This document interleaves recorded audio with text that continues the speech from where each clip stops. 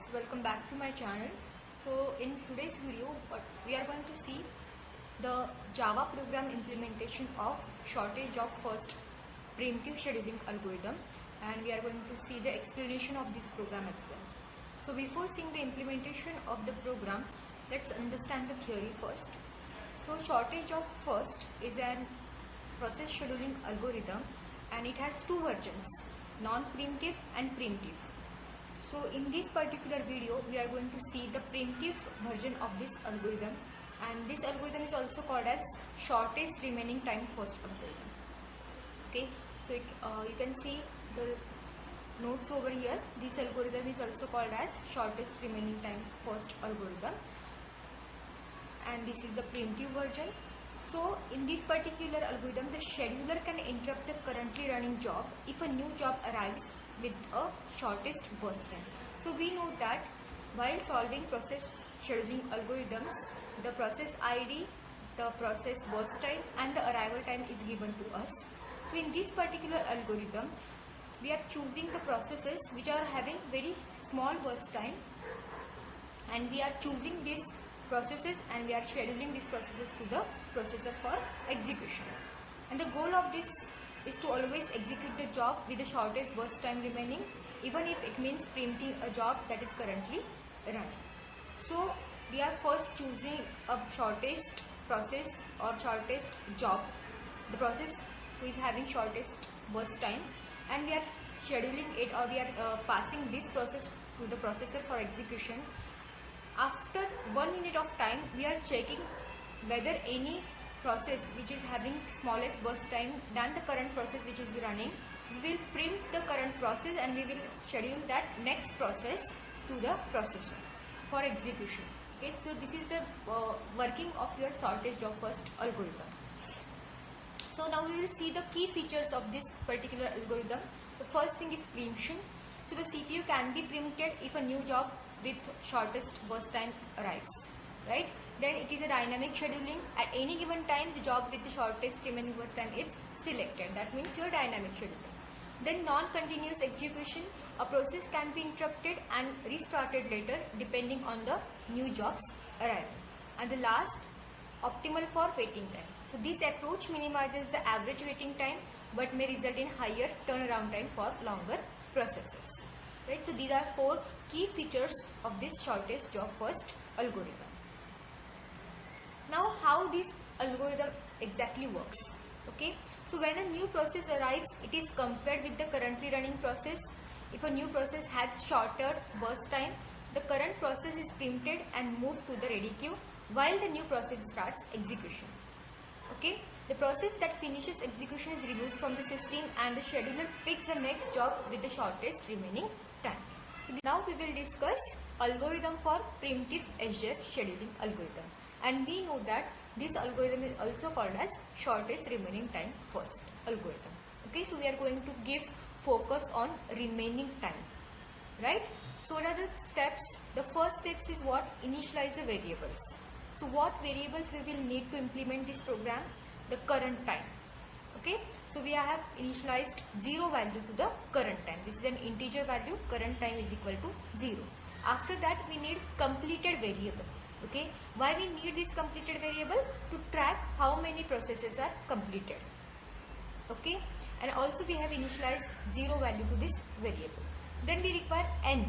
N stands for number of processes that user want to enter, right? Then we need two variables, total waiting time and total turnaround time. So in every problem they ask to find out the average waiting time and average turnaround time, and to calculate the average, first we need the total waiting time and total turnaround time. This is the addition of all the processes waiting time and all the processes turnaround time, and initially we have assigned 0 value to these two variables, right? Now step number 2, process structure. So each process should have arrival time, then burst time, then remaining time, then a flag which is called as is completed, then completion time, then turnaround time and waiting time. So arrival time we have given in the problem itself. What is the arrival time, what is the burst time and the process ID. Okay, then we need to calculate the remaining time. So initially we are assigning or we can say that the burst time is equal to the remaining time for the initial iteration. Okay, initially we are assigning remaining time is equal to burst time for each process, right? Then is completed. All the processes are not completed yet. That's why initially we have assigned is completed flag to false. Then we need to find out the completion time, then turnaround time, and then waiting time. So this is what your process structure. After that, main loop you have to write, or you can use the while loop. Okay, so repeat until all processes are completed. That is, completed should be less than n. Then and then only your iteration or your loop will work. If completed is equal to n, then the loop will break. We will come out of the loop, right? So inside this main loop, what we are going to do? We are going to initialize mean index is equal to -1. Now what is this mean index? This is the index of the process who has the shortest remaining time. Okay, then we are initializing the mean remaining time. Initially we are assigning integer dot max value to the minimum remaining time. So integer dot max values range you can find out on the Google. Okay, so maximum value of integer we are assigning to the minimum remaining time. We are going to update this value in next iterations, right? So the first step is what? Mean index is equal to -1. Okay, then mean remaining time is equal to integer dot max underscore value. Now next, inside this loop we have next step, find the process with the shortest remaining time. In this, for each process I in the list of processes, what we are going to do? We are going to find out the shortest process, or the process who has shortest remaining time. To select this process, we need three conditions. Okay, if the process has arrived, then arrival time should be less than current time. Okay, less than or equal to current time. Then that process should not completed, and its remaining time is less than minimum remaining time. So here in first step of the main loop, we have initialized this minimum remaining time as a integer dot max value. Now what we are saying that here we need three conditions to select that process. The first thing is what? Arrival time of that particular process should be less than or equal to the current time. That process should not completed, and its remaining time is less than minimum remaining time. If these three conditions are true, then what we can say that we will update our remaining time. We will update remaining time means what? Whatever the remaining time that particular process has, we will initialize that value to this variable, right? Then mean index to this process values, or index of this process. Initially the mean index value was -1 and mean remaining time value was integer dot max value. Now if these three conditions are satisfied, then we are going to update the mean index value, and we are going to update the mean remaining time. I will show you what will be these values in actual implementation. Just try to understand the steps that are given over here. Now in third step of the main loop, we are checking if a valid process is found. Okay, if mean index is not equal to -1, means what? Here we have updated that mean index, right? It should not be -1. If it is -1, then the process is not valid one. If it is other than -1, then the process is valid. So we are checking inside this mean index is not equal to -1. If it is true, then decrement the remaining time of the selected process. Okay, whatever the process we have selected, we will decrement the remaining time from that. And then what we are going to do? We are checking whether that process is completed, whatever, or we can say that the process remaining time becomes 0. Fine. If that value is 0, then we will mark the process as completed. We will set the flag to true. Then we will increment the completed variable by 1. Then we will update the completion time is equal to current time plus 1, and then we will find out the turnaround time. As soon as we got the completion time, we will clearly find out the turnaround time. The formula for turnaround time is completion time minus arrival time. Then waiting time is equal to turnaround time minus burst time of that particular process. And then in B section, what we are going to do, if that process is finished, we will calculate the total turnaround time and total waiting time. And after that, we are going to increment the current time. Fine. Now, if no process is found, or we can say that min index is equal to -1, then we can simply increment the current time. And lastly, what we are going to calculate? We are going to calculate the average waiting time and average turnaround time. We know the formula: total waiting time divided by number of process, total turnaround time divided by number of process. Okay, and after that we will print the output of each process. We will print the completion time of each process, then turnaround time, then waiting time, and finally we are going to print the average waiting time and average turnaround time. Now this while loop will iterate for the processes. The value of that processes is what? Now we will see the actual implementation of SJF primitive scheduling algorithm in Eclipse. First of all, we need to open the Eclipse IDE. You will see this particular window. Now you have to create one project. After that you have to create one package, and then you have to create the class. So what is the step for creating the project? So just click on File, then New, and then Java project. Here you can give the name of the project as SJF_primitive. Then click on Next, and then click on Finish. So you will see SJF primitive project is available over here. Now expand this JRE system library and SRC. These two things are there. Just right click on SRC and then create one package.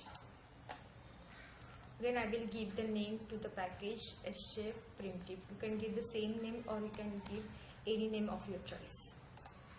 Then finish, and inside this package we need to create the class. So in this particular program we need two classes. The first class is process class and the second class is SJF primitive. So let's create the first class, new, then class, and then process. And another class we need, that is nothing but the SJF primitive. And inside this SJF primitive we are going to write our main method. So just tick over here public static void main and then finish. So here you have created two classes, one is process and another one is SJF primitive. Now in process class what we are going to write, we are going to declare all the variables that we will need in our program. So I have some variables over here. I will just copy these variables and I will paste to save the time. Right? So first of all, I have added int PID to track the process ID, then int arrival time, int burst time, int remaining time, because this algorithm is focusing on the remaining time. Okay, SJF primitive algorithm is focusing on remaining time. So to track the remaining time we need a variable remaining time, then completion time. Then for every program or for every problem of scheduling algorithms, whether it can be FCFS or SJF or round robin, we always ask to find out the waiting time and turnaround time, average waiting time and average turnaround time. Okay, to calculate these two times we need waiting time and turnaround time as in variables. So all these are the integer type variable. And last we need is completed flag. The data type of this is completed is what? Boolean. So we are assigning is completed flag to each of the process and we are initially making this flag as false. That means all processes are not completed yet. This is what your process class. Now go back to your SJF primitive. Inside this public static void main we are going to write our program. So what we are going to do in this particular program, we are going to accept the values from the user. Okay, and to accept the values from user we need a scanner class. So just declare the scanner class over here. Scanner SC is equal to new scanner in bracket system.in. You will see one error over here, the red line, or you can click over here. It will just ask you to import the necessary package. So we need to import the java.util package over here. So in this way the error has been got. Now next statement will be accepting the number of the processes from the user. So we will write a message for the user, system.out.println, enter the number of processes. Enter the number of processes. And we are accepting this number into the integer type variable n, and we are using scanner class method sc.nextInt. So by using these two lines, we are going to accept the number of processes from the user. And after that, what we are going to do, we are going to accept the arrival time, the burst time of each process. Okay, so we are going to accept number of process. It is not a single process, it is a number of process. So we need an array to store those processes. So we will just write an array. I will just copy the code to save the time. This is what my declaration of array. Process is my class, the array. The name of the array is what processes, and new process, and inside this we have given the size n. Now we know that n is not is equal to 1. N can be greater than 1. Any number of processes can be added into this array. So to accept the arrival time or the burst time for these processes, we need a for loop. Okay, so int I is equal to 0, then I is less than n, and then I plus plus. And inside this for loop, what we are going to do, we are going to accept the each process's arrival time and each process's burst time, and then we will also going to assign the PID to the processes, right? So we'll just copy this code to save the time, and we will paste over here. Now here in first line, processes of I is equal to new process we have declared, right?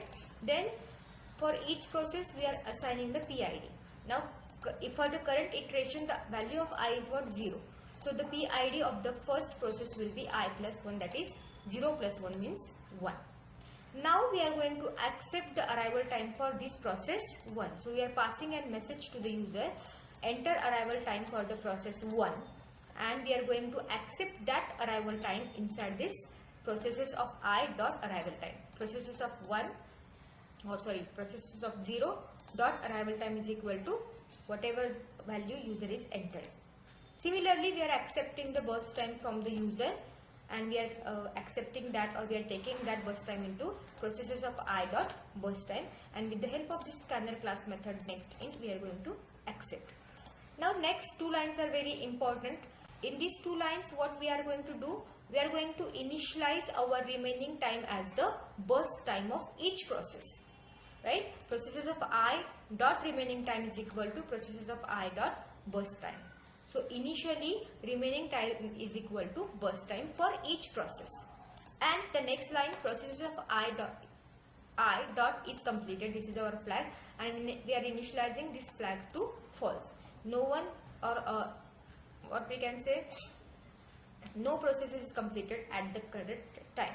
So all the processes are having false value, right? So this is what your for loop. Now next step is what we need some variables to track the time, to check whether the processes are completed or not, to find out the total waiting time, total turnaround time. We need some variables. So int current time is equal to 0. This is what a variable to track the current time.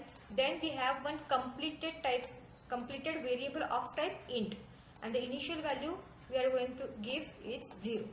Okay, this variable will tell us how many number of processes are completed, and then total waiting time and total turnaround time. Initially we have assigned these variables a 0 value, right? Now next we need a very important while loop, right? And that is our main logic of our program. So inside this while loop, what we are going to do, I will just copy the code and I will tell you what exactly we are going to do inside this, right? So now in while loop, what we are going to check, we are going to check whether our completed is not equal to null, n, sorry, not null, completed is not equal to n. For example, the n value is what? 4. So this loop will iterate for 4 times, right? Initially completed value is what? 0, and n value is what? 4. So 4 times this loop will run. So inside this loop, what we are going to do, we are going to find the process with the shortest remaining time at the current time. Now current time is what? 0.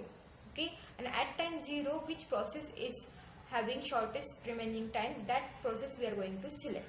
And to select that process we need min index of the process. I will write over here index of the process who is having short burst time, or you can write short remaining time, not burst time, remaining time.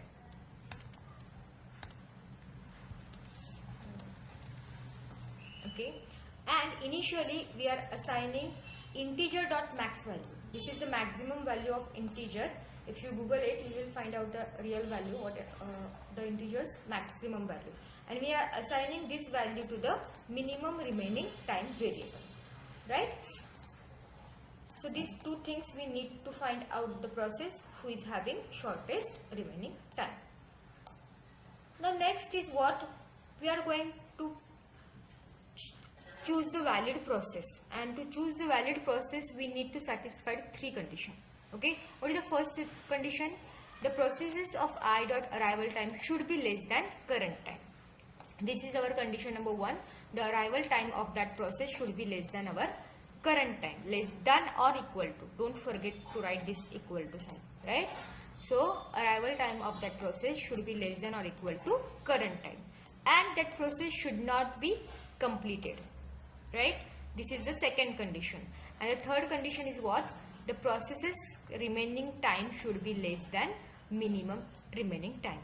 If these 3 conditions are satisfied, then we can update our minimum remaining time and our minimum index. So minimum remaining time is equal to processes of I dot remaining time. The process which we have selected, the remaining time of that process we are assigning to the minimum remaining time, and that process's index we are going to initialize with min index variable.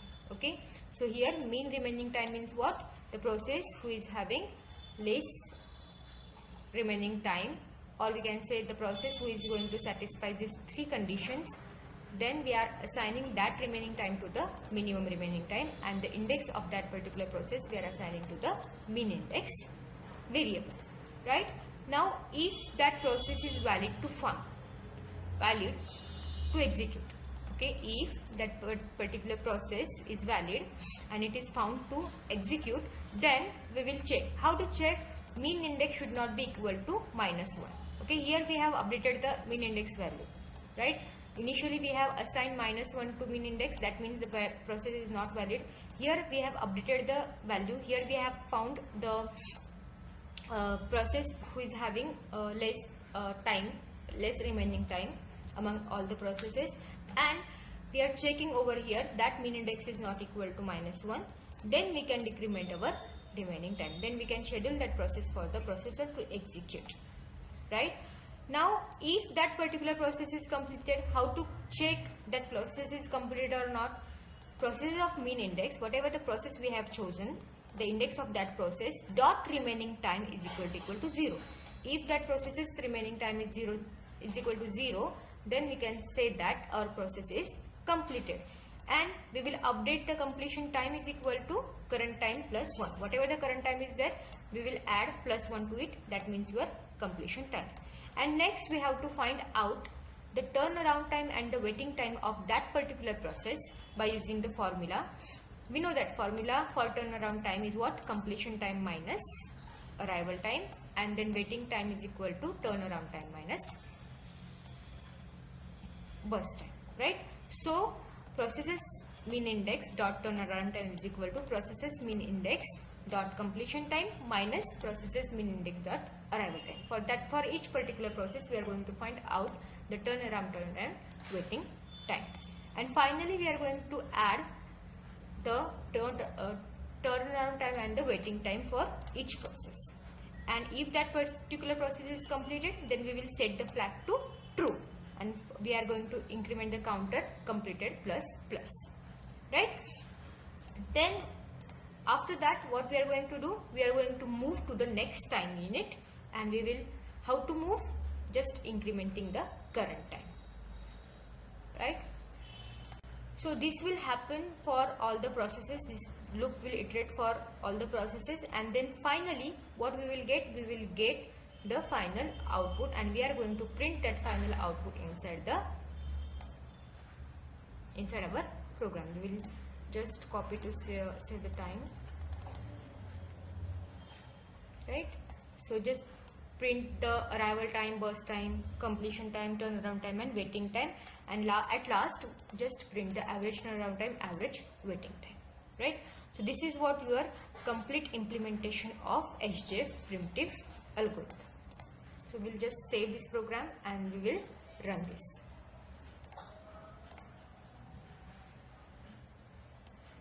Right? So enter the number of processes, 4. Arrival time of the process, let me check, I'm having 0724441. Okay, I will enter the number of process 4.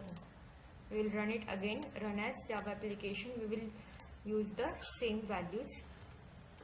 Arrival time for the process 1 is what, 0. Burst time is what, 7. You can add any values for this. Then 2, 4 and 4, 1. 2, then 4 and then 4 and 1. Okay.